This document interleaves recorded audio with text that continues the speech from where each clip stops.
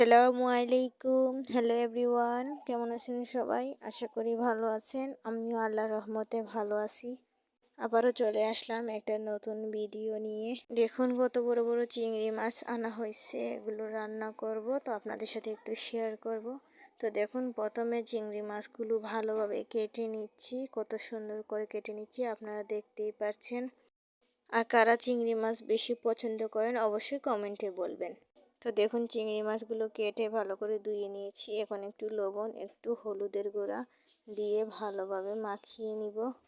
দেখতেই পাচ্ছেন ভালোভাবে মাখিয়ে নিচ্ছি। এখন একটা প্যান বসিয়ে দিব, এতে তেল দিয়ে দিয়েছি, তেলটা গরম হয়ে গেছে। এখন একে একে করে সবগুলো চিংড়ি মাছ দিয়ে দিব। অল্প একটু ভাজা ভাজা করে চিংড়ি মাছগুলো তুলে নিব। দেখুন উল্টে পাল্টে চিংড়ি মাছগুলো বিরান করে নিচ্ছি। বেশি বিরান করব না, একটু অল্প আছে বিরান করব। আর অবশ্যই যদি ভিডিওটা ভালো লেগে থাকে একটা লাইক করে দিবেন, পাশে থাকবেন, আমিও সবার পাশে আছি। তো দেখুন বিরান হয়ে গেছে, অলরেডি নামিয়ে দিব।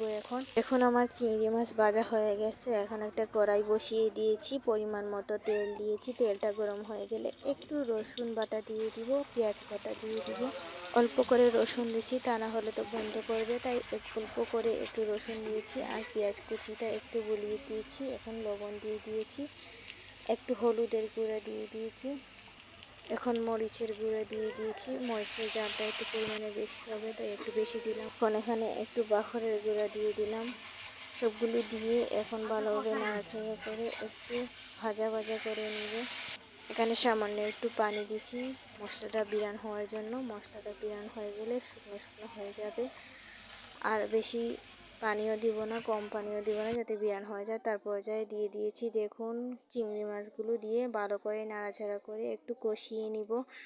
আপনারা দেখতেই পাচ্ছেন আমি কিভাবে নাড়াচাড়া করে দিচ্ছি। দেখুন কতটা সুন্দর লাগছে, কালারটা হয়ে গেলে দেখবেন আরও বেশিটা ভালো লাগবে। চিংড়ি মাছগুলো সিদ্ধ হওয়ার জন্য অল্প একটু পানি দিয়ে দিলাম, তা না হলে তো চিংড়ি মাছগুলো সিদ্ধ হবে না, তাই একটু পানি দিয়ে দিলাম, দিয়ে নাড়াচাড়া করে দিব। এখন আমি এখানে কিছুটা পরিমাণের কাঁচামরিচ দিয়ে দিয়েছি, কাঁচামরিচ কুচি। তারপরে একটু নাড়াচাড়া করে দিব, ভালো করে একটু নাড়াচাড়া করে দিচ্ছি। দেখুন পানিগুলো পুরোপুরি ফুসে গেছে। আর এই পর্যায়ে ধনেপাতা কুচি দিয়ে দিয়েছি। এখন ভালো করে নাড়াচাড়া করে দিব। দেখুন প্রায় আমাদের চিংড়ি মাছ বোনাগুলো হয়ে গেছে। আপনারা কারা কারা পছন্দ করেন অবশ্যই কমেন্টে বলবেন। আর আমার ভিডিওটা আপনাদের কাছে কেমন লেগেছে কমেন্টে বলবেন। দেখুন মাশাআল্লাহ অনেক সুন্দর কালার হয়েছে। ভিডিওটা ভালো লাগলে অবশ্যই একটা লাইক করে দিবেন। চ্যানেলে নতুন হয়ে থাকলে প্লিজ চ্যানেলটা সাবস্ক্রাইব করে পাশে থাকবেন। আমিও আপনাদের পাশে আছি, আপনারা সবাইও আমার পাশে থাকবেন। একটা লাইক করে দিবেন যদি ভিডিওটা ভালো লাগে। আজকের ভিডিওটা এই পর্যন্তই। সবাই ভালো থাকেন, সুস্থ থাকেন। আল্লাহ হাফেজ।